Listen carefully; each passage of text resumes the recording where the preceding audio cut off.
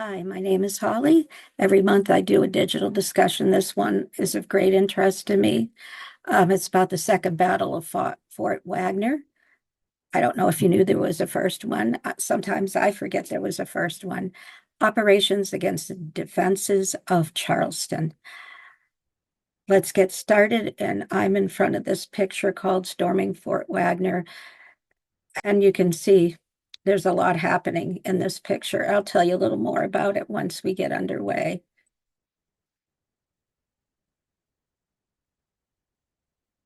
So I think you all remember that at the start of the Civil War in April of 1861,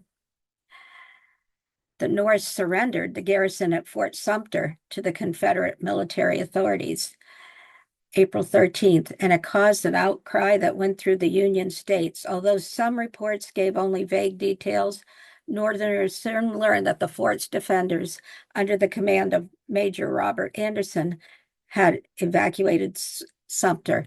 The people of Charleston were beside themselves. They are in the South, they are Confederate, with their first victory of the war. On April 15th, President Abraham Lincoln issued a call for 75,000 volunteers to put down the rebellion of the seceded Southern states. And that's a Courier and Ives print. And the reason I'm just filling in the background a little bit is to tell you why Sumter is so important and why Fort Wagner is so important, because they're all island places on islands right in the harbor of Charleston. Devastation visited Charleston after that from a raging fire in 1861, and the wind fueled it and burned 540 acres, destroying everything in its path. And it destroyed about 600 buildings. A lot happens to Fort Sumter. So originally, it's expected that this war would last for 3 months. Well, clearly that was wrong. And they had 3-month regiments. But what happens is that white soldiers are allowed to fight, but even in the Union, black soldiers are not. Now, let me clarify that. In there were some states, including Kansas, that did have their own troops that fought. But as far as the federal government, they did not allow black soldiers at that time to fight, be part of a regiment during the war. Here's a quote from Frederick Douglass. Once let the black man get upon his person the brass letter US. Let him get an eagle on his button and a musket on his shoulder and bullets in his pocket. And there is no power on earth or under the earth which can deny that he has earned the right of citizenship in the United States. And that's from Frederick Douglass, Address for Promotion of Colored Enlistments, delivered at a mass meeting in Philadelphia, July 6, 1863, just shortly before this takes place with the 54th Massachusetts. And there's one of the signs that went up to join for military duty. And by the way, Frederick Douglass did a tremendous amount of recruiting, particularly for the 54th Massachusetts. After President Lincoln issued the Emancipation Proclamation, states were allowed to create all black regiments and federal regiments. Massachusetts was the first state to begin the formation of those newly authorized black regiments. And this is a picture taken at a painting of Fort Wagner that I'll talk about later, but you can already see that on the right, there's the ocean. And it all through there, where the men are trying to go across to, there are spikes. It's a brutal battle, even a brutal battle for the Civil War. After his Emancipation proclamations, they created black regiments. Massachusetts was the first. The man leading the 54th was Robert Gould Shaw. Shaw was a member of the 2nd Massachusetts, and he'd already seen combat at the Battle of Antietam. In February of 1863, recruiting for the 54th began, and Shaw was promoted to colonel of the regiment. By May of 1863, the regiment had 1,000 men, And not just men from Massachusetts, but from New York, Pennsylvania, and other northern cities and states, because at the time, Massachusetts did not have a large enough Black population. So the men were from many places in the North. Of those 1,000 were two of Frederick Douglass's sons, Lewis and Charles Douglas, as well as the first African-American recipient of the Medal of Honor. I'll tell you about him later, William Carney. On May 28th, 1863, the men were ready to depart. Now realize none of them had ever fought before. This is all volunteer army during this time. The 54th marched through Boston with a crowd of 20,000 cheering them on. And on the left are Frederick Douglass's two sons. The one on the left joins, but he never can actually fight because his health was so poor. But definitely his son over on the right does. And if you saw the movie Glory, you'll remember there's a drummer boy in there. This is not the same drummer boy, but perhaps inspiration for him. And then there's our Medal of Honor, William Carney, the Medal of Honor winner. And there were so many men that signed up that they actually had to create the 55th Massachusetts at that time. It's another picture of them at Fort Wagner. Fort Wagner is also known as Battery Wagner because that's what the Confederates called it. And they were on Morris Island. The first engagement, the first Battle of Fort Wagner, takes place on July 10th and 11th, with Confederate forces losing 12 soldiers, while 339 Union soldiers were killed, wounded, captured, declared missing. Look at the difference in how many people died. Is that already giving you a message that it's going to be very hard for the Union troops to be successful? And here's a drawn map from the time period that's drawn in July of 1862. You can see Morris Island there. Can you see that fort? Not the one on the very end, but the one over on the right in the middle. That's Fort Wagner. And around it, there's just a little strip of land to the left. And see what's on the other side. There's the ocean. It is very tight quarters.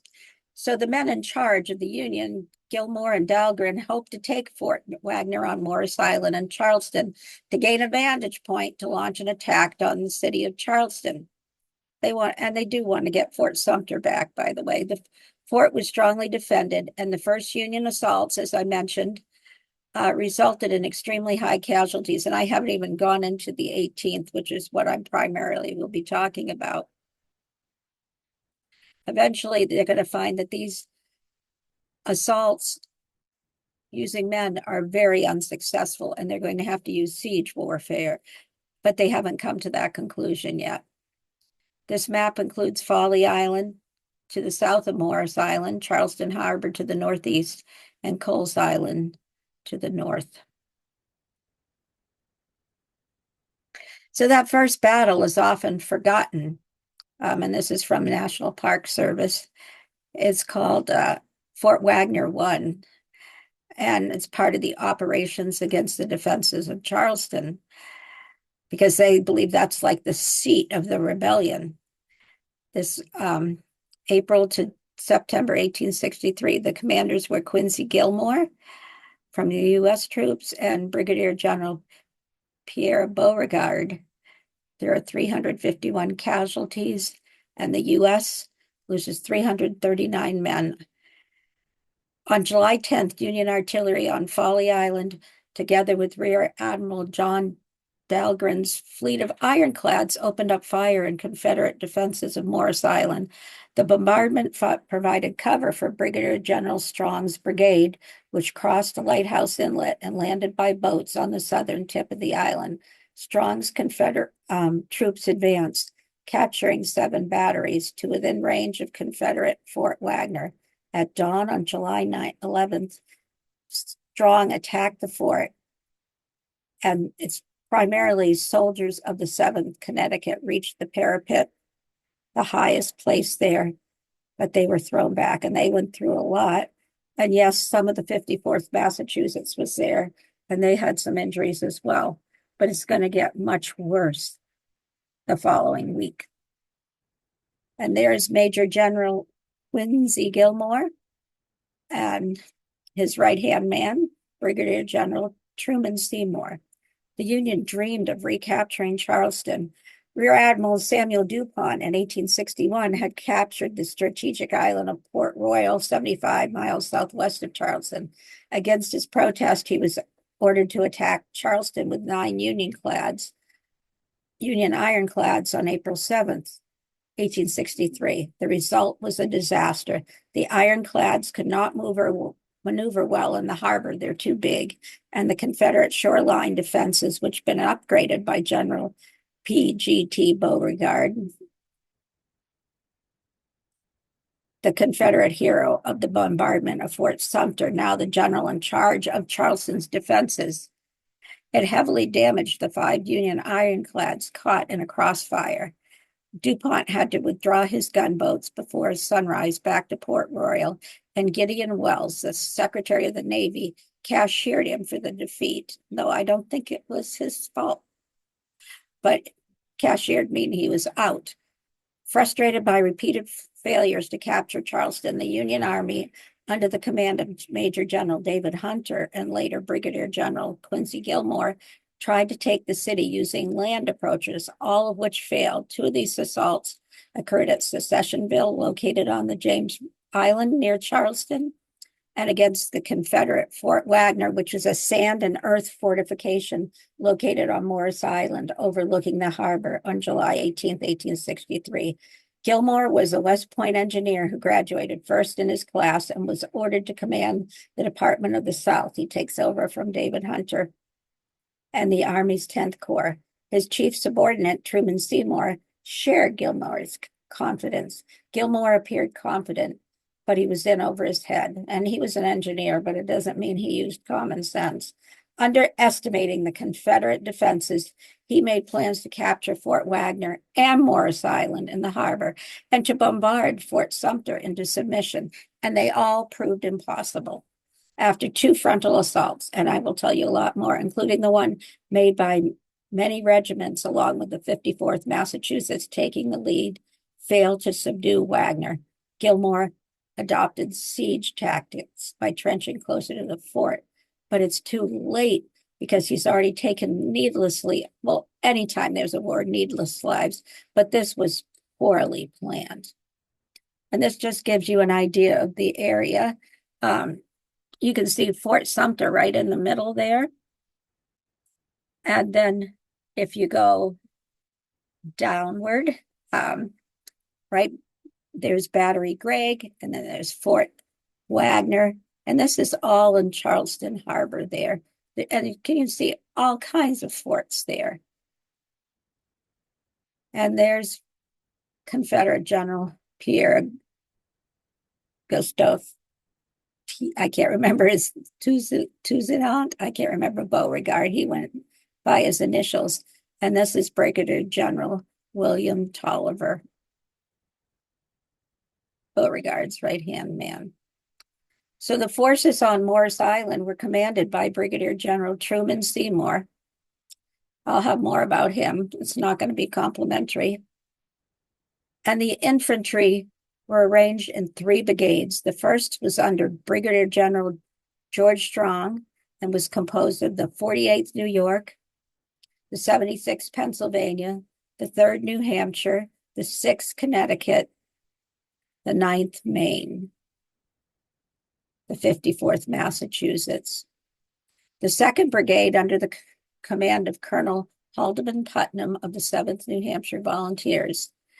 So the 7th New Hampshire was there, the 100th New York, the 62nd Ohio, the 67th Ohio.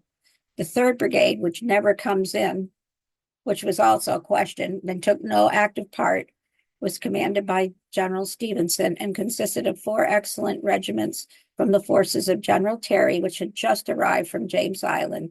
These troops were made up of fine material led by competent officers and were composed largely of regiments belonging to the 10th Corps, with a few regiments that had belonged formerly to the 13th Corps, which had been discontinued. and a few of the regiments of that corps have been transferred to the Department of the South. And this is from the 7th New Hampshire Volunteers in the War of Rebellion. And these are histories of the regiment. Most states have them, most regiments have them. In New Hampshire, every regiment except the 10th New Hampshire has one. And so even though these are old, usually written a lot of times about 30 years after the battle, you can get reprints of them if you're interested. And this is a picture of what's going on at Fort Sumter, Fort Wagner. After 3 months of training at Camp Meigs near Boston, the regiment, the 54th, was ordered to go to South Carolina in late May, finally, as one officer noted, en route for rebellious soil. Initially, the 54th was placed under the command of Colonel James Montgomery, who ordered his 2 regiments to keep busy looking for guerrilla forces while inflicting war on the local population, destroying crops and burning any building he felt could be used for the Confederate cause, including private homes, not something Shaw liked. Hating the work, Montgomery assigned his men, and desperate for his regiment to see combat, Colonel Shaw was able to get the command transferred to Brigadier General George Strong's brigade. Action would soon follow as Union forces continued their efforts to knock out or capture Confederate installations protecting Charleston Harbor, which included masonry forts, Fort Sumter and Moultrie, and earthen installations such as Wagner and Gregg, which the Confederates called batteries. On July 16th, this is the first time the regiment's going to see action. The regiment engaged in combat operations to save a white regiment, the 10th Connecticut, from possibly being cut off during a heavy skirmish at Grimble's Landing. That's not that far away from Morris Island. On James Island, the 54th Massachusetts had more than 40 casualties in its first combat. And this is, they call it a skirmish, basically. 2 days later, when the 54th led the twilight attack against Fort Wagner, Union troops were pulled off the island for a short rest without camp equipment or food. The lack of food and quality sleep did not prevent Strong's brigade, with the 54th Massachusetts in front, from being ordered to attack Fort Wagner on Morris Island on July 18th. And you can see what's happening here. That's another picture of the fighting. Let me tell you a little bit about Robert Gould Shaw. Robert Gould Shaw's parents were prominent evangelical Boston abolitionists. A year after his birth, they joined the American Anti-Slavery Society, and they organized abolitionist activities through their church. In 1847, they moved to Staten Island to work with other abolitionists.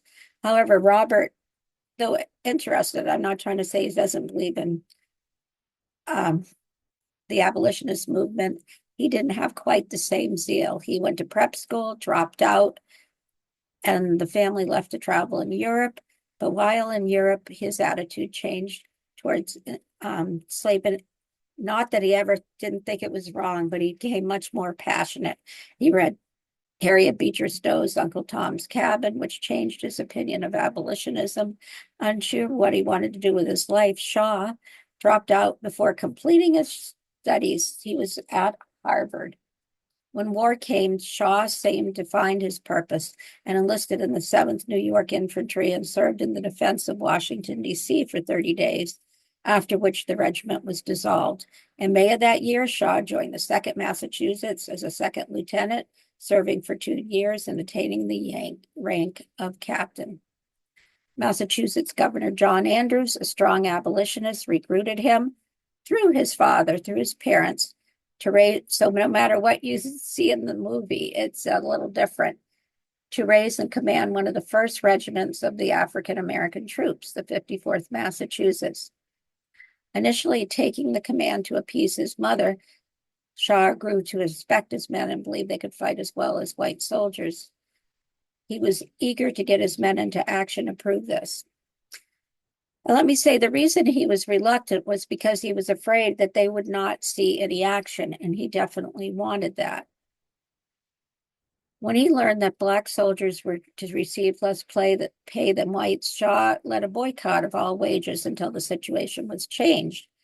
Uh, the white soldiers were getting $13, the black soldiers 10. And in the movie, they make it another black soldier, actually somebody that didn't exist, though they certainly stood up for their own rights, but it was actually Shaw in this case. On May 28th, Shaw led the 54th in a triumphant parade through Boston to the docks, where the regiment departed for service in South Carolina.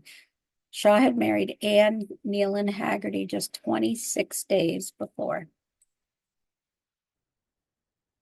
And there's a lot more men and a lot more leaders than I'm able to go in depth. But since I am from New Hampshire, I'm going to tell you a little bit about and he will be not, things won't go well for him at Fort Wagner. I'm going to tell you about Haldeman Sumner Putnam. He's born in Cornish, New Hampshire, which is today kind of an artist colony, and he's the son of John and Adeline Putnam. He graduated from West Point. He enrolled at the age of 16, and he was appointed a brevet second lieutenant in the topographical engineers that year. When the war started, he was ordered to carry a dispatch to Fort Pickens, but he accomplished his mission. But on his way north, he was seized by Confederates in Montgomery, Alabama. He was imprisoned for several days, and after his release, he was placed under the command of General Irvin McDowell. So he participates in the first Battle of Bull Run or Manassas, and he becomes a major for his gallantry. In October, he turned to New Hampshire, and he helped raise the 7th New Hampshire Volunteer Infantry. Appointed colonel of the regiment in 1861, Putnam led the regiment, seeing a lot of action during the campaigns in South Carolina to capture Charleston. The 7th was stationed at first in Fort Jefferson, which is where Samuel Mudd was. That's off of Key West. Then St. Augustine, then Port Royal, South Carolina, then around Charleston. In 1863, Putnam commanded a brigade in the Stono Inlet expedition, as well as the capture of Morris Island. He was promoted to captain in the regular army in March 1863. However, he'd been an acting brigadier general for several months preceding the Second Battle of Fort Wagner, and there he is. And here's just one last thing. If you see this, you'll see this is part of the Florida Memory Project, and I'll tell you why in a minute. Like many soldiers in the regiment, Calvin Shedd of Enfield, like Putnam's hard drilling, strict discipline, and irreverent tongue. In the spring of 1862, after the 7th was set to Fort Jefferson and the Dry Tortugas, Shedd commanded the color guard that welcomed Putnam. As the colonel entered the fort through the sally port, he raised his cap to us and looked bully and pleased. The regiment think more of him than all the rest of the officers. Not long afterwards, Putnam chastised his officers after a sloppy drill. "What the hell are you about?" he shouted. "You don't know as much as your men do." That suited the boys, Shedd wrote home. Ferdinand Davis, a sergeant for Lebanon, New Hampshire, wrote that during the landing a week earlier, 2 men frightened by the first shelling went to Putnam and asked if they could go to the rear. To one, he gave a kick under the coattail so vigorous as to nearly lift the fellow off his feet. Now remember, this 7th New Hampshire is stationed in Florida at one point, and the papers of Calvin Shedd are at the University of Miami, I believe. And here's Shaw again, and here's the commander, brigade commander. Though still tired from the fighting on the 16th and hungry, the men in the regiment understood the significance of leading the attack on the fort. The assault scheduled to start at 7:30 had to be launched on a narrow front, hemmed in by the Atlantic Ocean on the right and marshes from Vincent's Creek on the left. Very little land. The heavy daylight bombardment preceding the attack failed to do much damage to General William Tolliver's Confederates waiting inside the fort. And they had an area that they called the bomb-proof that could withstand the impact of the bombs, though it must have been unbelievably noisy. Unable to attack across the wider front and with only one feasible approach, Strong's brigade, especially the 54th Massachusetts, had only a faint hope. And I believe Shaw had to know that. Even if they could breach the fort, it was unlikely the rest of the supporting divisions could come to their aid. This is what Shaw had asked for, and what others like Lieutenant Appleton, who I'll tell you more later, of the 54th wanted, the chance to prove the fighting capabilities of the African American soldiers. The problem is that this is a battle that they are set up that they most likely will not be able to win, and many will die. But that's because of upper level command. And there they both are. That's my favorite picture of Shaw, the 54th. And there's Haldeman Putnam on the right of the 7th New Hampshire. Union artillery battered Fort Wagner all day on July 18th, but it did little damage. At 7:45, the attack commenced. Union troops had to march 1,200 yards down the beach to the fort, facing a hail of bullets from the Confederates. Any regiment approaching the fort would be facing heavy casualties. Approaching the fort required advancing up a piece of land so narrow only one regiment could attack at a time, preventing Union forces from effectively using their greater numbers. The land also lacked cover, making any force an easy target for the Confederate soldiers defending Fort Wagner. They're inside the fort. Some of them would come out, but they're in a safe place. The fort had artillery positioned to repel a ground attack, with more artillery support coming from nearby forts, including Fort Sumter. The layout of Fort Wagner's walls caused additional problems as they allowed the Confederates to catch their attackers in a crossfire, making it difficult, I would say almost impossible, for the 54th to enter the fort. U.S. ground artillery and naval guns bombarded it. It lasted 6 hours, killing 8 and wounding 20 in the garrison of 1,700 soldiers. Unfortunately, the bombardment failed to damage the fort significantly, and only alerted Confederate forces to the planned assault. As the 54th were waiting to attack, Brigadier General George C. Strong arrived, pointed down the stretch of sand to earthen Fort Wagner. Loudly, Strong asked, "Is there a man here who thinks himself unable to sleep in that fort tonight?" "No," shouted the 54th. They're being very optimistic, but they have to follow orders. Earlier, Strong had offered the 54th the dangerous post of honor. "You may lead the column," the general told Shaw. "Your men, I know, are worn out, but do as you choose." For Shaw, there had been no possibility of refusing the offer. There was simply too much pride at stake. The general called out to the bearer of the Union colors, the United States flag, and held the flag. And that's such a dangerous position to be in. That's a target. If this man should fall, who will lift and carry it on? Shaw stepped forward and, taking a cigar from between his teeth, responded, "I will," as did a number of the men of the 54th Massachusetts. There's the bombardment of Fort Wagner. Shaw paced his 624 men in columns of wings, 5 companies in the first line, 5 behind. The colonel placed himself between the stars and stripes in the first line, while Lieutenant Colonel Edward N. Hallowell stood with the Massachusetts flag in the rear. At 7:45, Shaw raised his sword, and the 54th Massachusetts started down the beach. The men of the 54th advanced, bayonets fixed, and muskets at the right shoulder. The pace was at quick time, and as Wagner became closer, Shaw ordered the men into a jogging double quick. At a point where the beach narrowed to a width of 100 yards between the Atlantic on the right and the swamp on the left, the ranks began to crowd together, the formation becoming V-shaped, the colonel and the United States flag at its peak. Shaw gave the order to charge, and when the Yankees were within 150 yards, Tolliver gave the order to fire. The 54th Massachusetts assaulted an intact barricade filled with Confederate troops.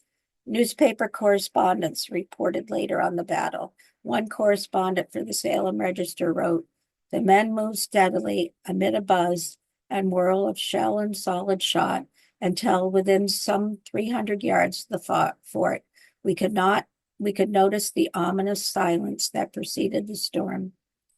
For a moment, Wagner, Sumter, and Johnson were silent. Then bang, zip, zip, thud, crack went the most terrific discharge of musketry, canisters, solid shot, and every description of ammunition into our ranks, over our ranks, and through our ranks.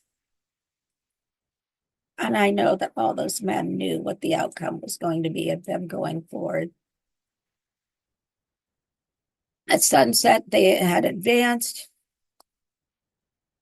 and this is the part that some of this I've already said, but as he reached the top of the flaming parapet, Shaw waved his sword, shouted forward 54th, and then pitched headlong into the sand with 3 fatal wounds. Strong's brigades and Colonel John L. Chatfield's 6th Connecticut joined the fight. Soldiers of the 48th New York succeeded in following the Connecticut troops up the slopes of the southeastern stronghold. A few of Strong's remaining were able to get that far. This is a bottleneck. They're all piled up. There's bodies. There's chaos. You can't even see. It's dark. 3 Confederate howitzers had come into action on the flanks of the attacking forces. The deadly hail of canister brought the 3rd New Hampshire, the 76th Pennsylvania Zouaves, and the 9th Maine to a bloody standstill atop a ridge of sand just beyond Wagner's moat where they had those spikes. And this is a picture of the 3rd New Hampshire in Hilton Head. And these men did not stop because they were afraid, though I'm sure they were. There was just nowhere for them to go. And this is a Courier and Eyes, the gallant charge of the 54th Massachusetts. And you can see Colonel Shaw on the parapet. And this is from the 54th Massachusetts Volunteer Infantry history, and it shows the map. It says the 54th had advanced 1,000 yards in the assault when it reached this point. The assault in column formed at point marked first parallel showed on planned siege operations. And there you can see the fort as well.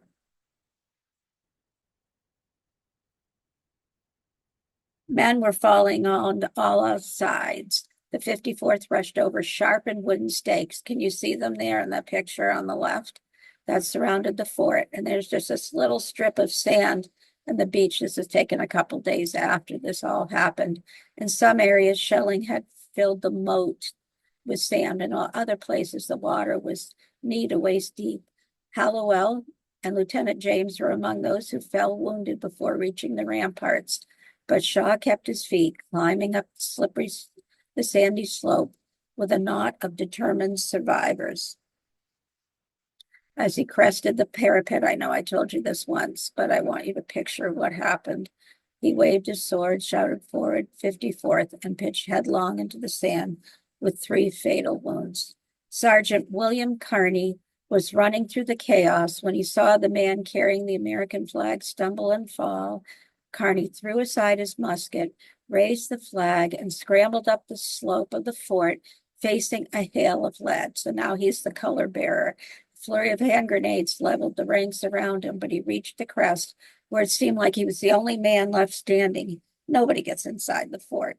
He knelt and gathered the folds of the flag while the battle raged on. And yes, he will get 30 years later, I think, about that. He will get the Medal of Honor, and he was injured during all this. Unable to breach the fort, many soldiers began to retreat, while others fired across the ramparts.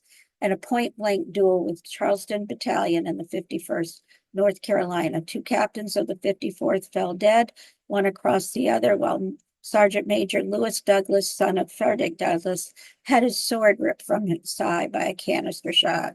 And the highest part there, that is the parapet of the fort.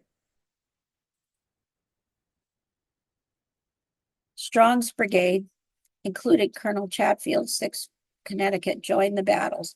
Soldiers of the 48th New York followed the Connecticut troops up the southern slopes of the fort, but few of Strong's remaining units were able to get that far. 3 Confederate howitzers had come into the action on the flanks of the attacking forces. The deadly canister, as I mentioned before, brought the 3rd New Hampshire, 76th Pennsylvania Zouaves, and the 9th Maine to a bloody stop on that ridge of sand. I don't even think this accurately portrays the chaos that occurs. And this is from the New Hampshire Regimental again. The command for it was given. The 54th Massachusetts had already left the advance works on a double quick, with brave Colonel Robert Shaw at their head, closely followed by the 1st Brigade under dashing George Strong, and they in turn supported at half brigade distance by the 2nd Brigade under the gallant Putnam of the 7th New Hampshire, whose soldierly bearing instilled more courage into his troops than any officer we ever saw in the service during the whole period of the war. We shall never forget the scene as he sat on his horse facing the left flank of his brigade, which was then in column by company, attired in a common soldier's blouse without straps. He looked every inch a soldier.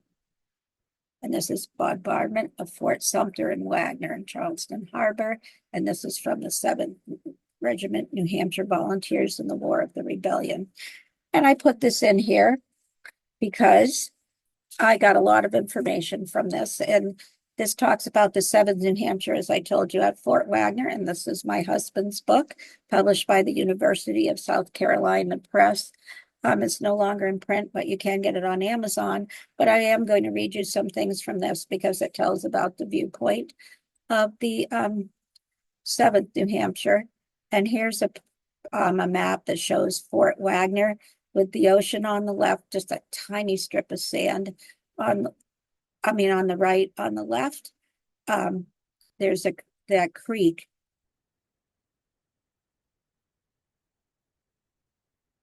And this is from the 7th New Hampshire's book, and it shows their map, plan showing the narrow neck of solid ground over which the storming column advanced, and you can see it to the left there at Fort Wagner. And I'm going to go back just for a second because I wanted to tell you a little bit about what happens to the 7th New Hampshire. Like Quincy Gilmore, Colonel Putnam trained in engineering at West Point.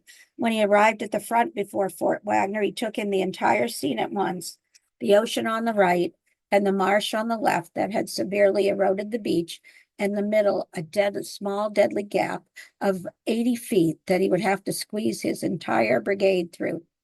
Major General Gilmore had seen the same scene as Putnam, but was apparently driven by a different set of motivations.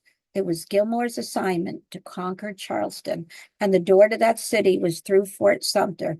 In order to pass through that door, he needed the key, and the key was Fort Wagner. The obvious answer to Putnam's forces settled down to preserve their gains and hold their new position, for in front of them was the renowned Fort Wagner. Towards dusk, Gilmore called Brigadier General Seymour and his brigade commanders to give them their final briefing for the evening's assault. Putnam spoke up that he was highly doubtful the attack would succeed. Seymour, convinced they could carry the fort, interrupted Putnam. Gilmore did not change his plans. The attack would go ahead. They are not going there. When Putnam returned to prepare his brigade for the attack, he saw his friend Major Henderson of the 7th New Hampshire, who was busy getting the depleted regiment in line. Dysentery had reduced the 7th New Hampshire on July 18th to only 480 officers and men. Henderson asked about the attack, and Putnam replied, I told General I did not think we could take the fort, but Seymour overruled me. Seymour is a devil of a fellow for dash. He paused for a moment and looked sadly at Henderson. We're going into Wagner like a flock of sheep. After Colonel Shaw dies on top of the parapet, and the regiment organization was shattered, the valiant regiment of freedmen from Massachusetts lost 272 men, or 40% of its strength. The scene was exciting, the carnage terrible, the fire deadly and hot, and like hail, described Sergeant Eldridge of the 3rd about the battle before him. My regiment was completely broken up and almost disheartened. The iron storm was too much for the troops to withstand. And in this first attack, the 3rd New Hampshire lost 8 killed and 47 wounded, among them Colonel Jackson. And as the 7th New Hampshire was about to participate in their first battle in the front of the brigade, they had been given orders by their colonel that all their muskets were to be uncapped. That is, the percussion cap that ignited powder was not in place. The charge was to be made with bayonets only. Was too dangerous to have men firing their weapons during that time. The soldiers of the 7th New Hampshire obeyed the order from their commander and took the caps off their musket. The 100th New York behind them did not. Colonel Putnam mounted his horse and started his men forward through the narrow gap that he knew would result in the death of many of his soldiers. And the bottleneck on the beach was narrower than expected, recalled Sergeant Henry Little, who won the Medal of Honor for his actions in Petersburg in 1864. Only 6 undersized companies of the 7th New Hampshire could pass through the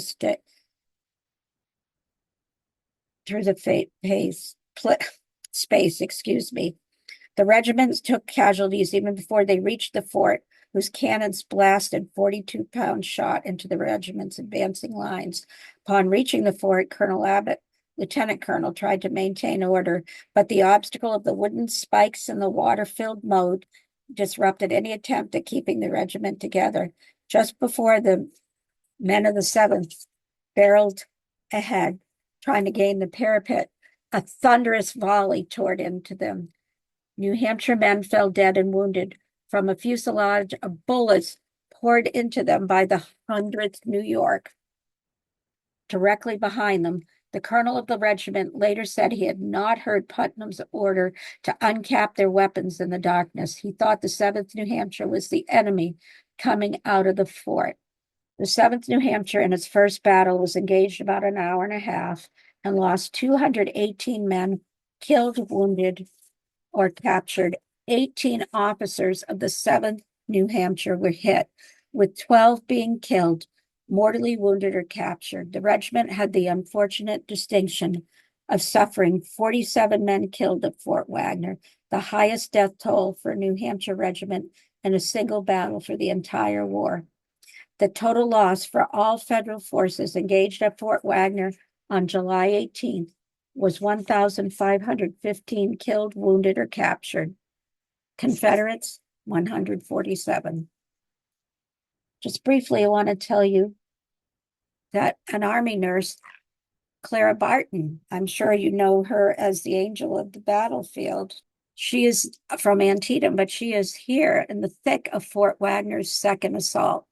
When the Battle of Fort Wagner broke out on July 18th, she leaps into action to help the wounded soldiers. She wrote in her diary, "Weeks of weary siege, scorched by the sun, chilled by the waves, rocked by the tempest, buried in the shifting sands, toiling day after day in the trenches with the angry fire of forts hissing during the day." She later wrote about her experience on Morris Island as her wounded Black patients looked up in utter silence. "And whenever I met one who was giving his life out with his blood, I could not forbear hastening to tell him, lest he die in ignorance of the truth, that he was the soldier of freedom he had fought to be, and that the world, as well as heaven, would so record it."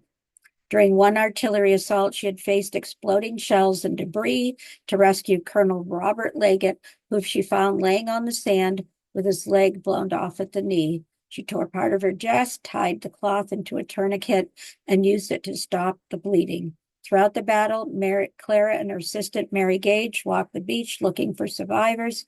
They found a living soldier. They would call to Union stretcher bearers to bring him back to the beach hospital. They nursed wounded soldiers. Clara rarely left the bedside of the wounded soldiers once they arrived at the hospital. Meanwhile, smallpox was ravaging the camps with roughly 19,000 cases. Nearly 25% of the white soldiers caught the disease died, as did 35% of the black soldiers. Having survived smallpox as a child, Clara was immune. She later wrote, "We have captured one Fort Gregg and one charnel house Wagner, and we have built one cemetery. Morris Island, the 1,000 sand hills set in the pale moonlight are 1,000 headstones, and the restless ocean waves that roll and break up on the whitened beach sing an eternal requiem to the toll-worn gallant dead who sleep beside." And somewhere when we were doing research for my husband's book, there's a story, I think it's a personal recollection of the man that wrote the 3rd New Hampshire Regimental. He also kept a journal that he wrote later, but I think he talks about after the battle finding this little kitten on the beach. I think it's him that says this, of Fort Wagner, and it had survived unscathed. This is what Wagner looks like after the bombardment that they're going to do after the charge, after the battle is over. And this is Frederick Douglass's son, Lewis Douglass. "Saturday night, we made the most desperate charge of the war on Fort Wagner, losing and killed, wounded and missing in the assault 300 of our men. The splendid 54th is cut to pieces. If I have another opportunity tonight, I'll write more fully. Goodbye to all. If I die tonight, I'll not die a coward." Based on a sketch drawn in July 1863, this engraving, published 2 months later in the Illustrated London News, depicted the terrible aftermath of the attack led by the 54th Massachusetts on Fort Wagner. The eyewitness account by the newspaper's special artist, Frank Visitelli, the only pictorial journalist to cover the Southern perspective of the war, was sent to England on a British ship that managed to evade the Union's naval blockade of Southern ports. Except for the bolt of lightning stabbing down from a thundercloud over Charleston, the engraving, published in the Illustrated London News on September 26, 1863, closely resembled his drawing. And you can see all the foreign fallen men. You can see the parapet. You can see it all. The old flag never touched the ground. Sergeant William H. Carney, Medal of Honor, 1900. So even more than 30 years later. And this is Lewis Douglass, and he's writing to his fiancée. "My dear Amelia, I've been in 2 fights and I'm unhurt, and I'm about to go in another, I believe, tonight. Our men fought well on both occasions. The last was desperate. We charged that terrible battery on Morris Island, known as Fort Wagner, and repulsed with a loss of 3 killed and wounded. I escaped unhurt from amidst that perfect hail of shot and shell. It was terrible. I need not particularize the papers. It will give you a better idea than I have to give. My thoughts are with you often. You are as dear as ever. Be good enough to remember it, as I no doubt you will. As I said before, we are on the eve of another fight, which will be the 18th. And I'm very busy. I've just snatched a moment to write to you. I must necessarily be brief. Should I fall in the next fight, killed or wounded, I hope to fall with my face to the foe," because no one wanted to be accused of being a coward and be turned the other way. "If I survive, I shall write you a long letter. DeForest of your city is wounded. George Washington is missing. Jacob Carter is missing. Charles Reason wounded. Charles Whiting, Charles Creamer, all wounded. The above are in hospital. This regiment has established its reputation as a fighting regiment. Not a man flinched, though it was a trying time. Men fell all around me. A shell would explode. In a clear space of 20 feet, our men will close up again. How I got out of that fight alive, I cannot tell you, but my dear girl, I hope to see you again. I must bid you farewell should I be killed. Remember, if I die in a good cause, I wish we had 100,000 colored troops. We would put an end to the war." And I am wrong on that. It was actually written on the 20th. So he thought they were going to get in another battle. He did survive. He had already been through hell. And I do want to mention that after this, the 54th Massachusetts will be led by the Lieutenant Colonel and they will be at the Battle of Old Lusty, which is the largest battle in Florida. And they are very courageous. They're bringing up the rear. And the 7th New Hampshire will be there, and they both will face quite a number of losses. The second battle on July 18th is better remembered than most, thanks to the 1989 movie Glory, which tells the story of how the 54th Mass, among America's first African-American regiments, led the charge bravely against the Confederate battery. The engagement was disastrous for the Federal troops who charged the battery, running along a narrow strip of beach about 60 feet wide with marshes on one side and the Atlantic on the other. Although exact numbers vary and have never been definitively ascertained, about 36 Confederate soldiers were killed and 138 wounded. Losses were much greater for the Union side, with 246 killed, 880 wounded, 389 declared missing or captured. Confederate General Johnson Hagood later reported burying hundreds of bodies in mass graves behind the beach. The siege of Charleston. And that's what's going to happen next. They are not going to do any more battles. They never should have done a battle. While it was still dark on August 17th, the Union's heavy artillery, concentrating mainly on Fort Sumter, sent shells into the 500-foot brick walls and over them into the fort's courtyard, one of the war's greatest barrages of shells and fire. This caused immense damage inside and outside the fortification. The Confederates fired back, but their guns could not match the power and range of the Union batteries. In the harbor, ironclads, wooden vessels with iron plates under the command of Captain John Dahlgren pounded the earthworks of Fort Wagner, but Fort Sumter experienced the greatest damage, its walls crumbling at each strike. The walls were not only wrecked, but they were also reduced to rubble and in some places entirely breached, which allowed artillery fire directly into the fort's interior. Built in the marshes, primarily out of a grillage of logs, 2 layers thick, thousands of sandbags. Out in the marshes, amid sheeting piling, there was the Swamp Angel, an 8-inch bore, 16,300 Parrott rifled siege cannon mounted on an 8,000-pound iron carnage. The Swamp Angel's range was 8,000 yards, 4.5 miles. Gilmore also set up calcium lights, bright, blinding floodlights pointed towards Charleston. The city could be seen from the Swamp Angel's bastion, and Union artillerists used compass settings to aim the gun at the towering steeple of St. Michael's Episcopal Church. And this is Union forces gathering on Battery Reynolds, firing 10-inch siege mortars on Fort Wagner. And there's Fort Wagner. After an extended siege, Wagner's garrison, down to about 400, finally abandoned the fort overnight, September 6th to 7th. Some Black soldiers involved in the July 18th assault were part of the occupying force, and it's very heavily damaged.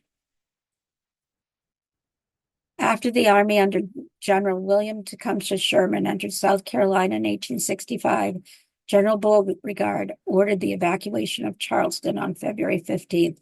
However, before the Confederates fled, they set fire to cotton warehouses, destroyed artillery and equipment, and exploded munitions, destroying an already damaged city. Confederate President Jefferson Davis said in 1863 that the city ought to be reduced to a heap of ruins rather than surrender. Now that was a reality. The tragedies of Charleston increased when gunpowder detonated near the railroad depot, killing 150 people and injuring 250 civilian men and women who were looking for food inside. Charleston's mayor surrendered to the General Alexander Schimmelpfennig, who was at the Battle of Gettysburg at 9 o'clock on February 18th, 1865. Among the first Union soldiers to enter the city with him were the 21st Regiment of the U.S. Colored Troops and the 55th Massachusetts Infantry, another Black regiment. As the regiments marched into Charleston, they sang John Brown's Body, which is a song they sang during the Civil War quite a bit. Sherman, after visiting Charleston in May 1865, he wrote, "Anyone who is not satisfied with war should go and see Charleston, and he will pray louder and deeper than ever that the country may in the long future be spared any more war. Charleston and secession being synonymous terms, the city should be left as a sample so that centuries will pass away before the false doctrine is again preached in our Union." And it's just a wreck. On April 14th, 1865, 4 years after Major Robert Anderson had lowered the American flag and left Fort Sumter, Anderson, now a general, returned to raise again the American flag on the shattered remains of Fort Sumter. Tragically, it was also the day that President Abraham Lincoln was shot at Ford's Theater. The momentum of the campaign stalled, and the Union failed to use Morris Island as a springboard to capture more land around Charleston Harbor. It was a complete failure. Gillmore did, however, use rifled artillery on Morris Island to bomb Fort Sumter and Charleston, prompting the protest of Confederate General Beauregard. Gillmore earned the dubious distinction of being one of the first military commanders to direct artillery fire at a civilian center. Of course, Sherman's going to do this as well. But it is the siege warfare that wins that battle for them. The troops that went in, their lives were just tossed away. On May 14th, 1864, General Gillmore's 10th Corps was transferred to the Army of James in Virginia and fought in the failed Bermuda 100 operations. After the Union defeat, Gillmore asked to be transferred and found himself in D.C., where he raised thousands of recruits to defend the capital in 1864 against Confederate General Jubal Early's advancing army. And I bet some of you have been to Boston Common and seen this. And this was dedicated in the late 1890s, I believe.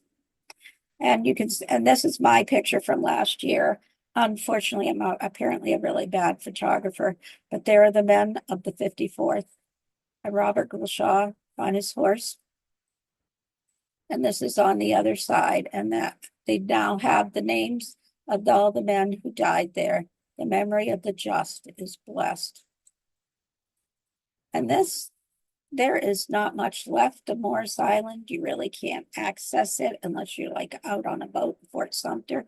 But there's the lighthouse and there's Morris Island today. Shaw's sword was thought to be buried with him in a mass grave, was recently found in a relative's attic. Confederate defenders looted the bodies of many of their fallen adversaries. Shaw's sword, an exceptionally fine custom-made English weapon he received as a gift from his uncle only a few weeks earlier, was probably sold to a Southern officer and made its way to North Carolina. In 1865, General Charles Jackson Payne, commander of the military district of New Bern and himself a commander of black troops, retrieved the sword, arranged for it to be returned to Shaw's sister, but gradually the sword was forgotten until it was discovered, and I didn't finish the story, it was discovered in an attic. That all those years it had been missing, and now I believe it's in the possession of the Massachusetts Historical Society, and it was thought to never have been found. The Shaw family installed a bronze tablet in his memory on a memorial cenotaph in their family plot at Mount Auburn Cemetery in Boston. A second memorial cenotaph in his honor was erected in the Bavarian Cemetery in New Dorp in Staten Island, New York.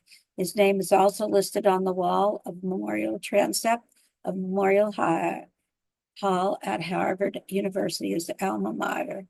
And there's a tablet that says that.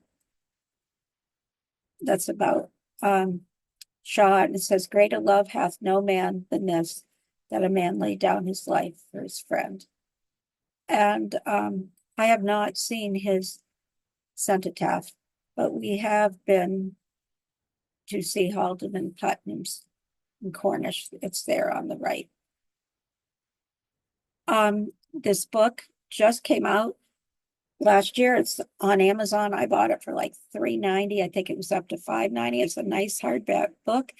it was the memoirs that hadn't been discovered till, I don't know, about 2020, of John Appleton, who was a lieutenant in the 54th Massachusetts. I'm going to go back just for a second. One thing I didn't say was that Shaw is buried, his body is buried in the sand, most likely, with his men thrown upon him, and they're all buried together because the Confederates were extremely upset by the fact that they were Black soldiers there. And his body was never found. There was so much confusion about the bodies because Haldeman Putnam was there too, where the bodies could have ended up. There was one point where they thought the two bodies were mixed up. There was another point where they said, because at that point, I guess Putnam no longer had facial hair, that Shaw's body was buried somewhere else in South Carolina in Beaufort, but we never really knew what happened to it, except that his family was fine. They were ardent abolitionists, with his body being buried there amongst his men. It was never discovered, but his family considered it an honor.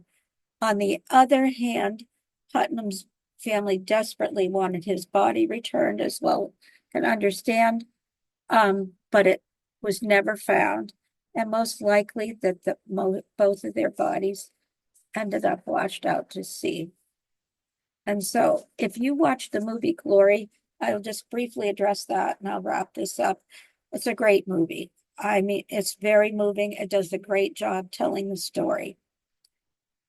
My biggest thing that I don't like about it is that most of the men of the 50, I liked the movie, the 54th Massachusetts, were they were educated men. They were free men.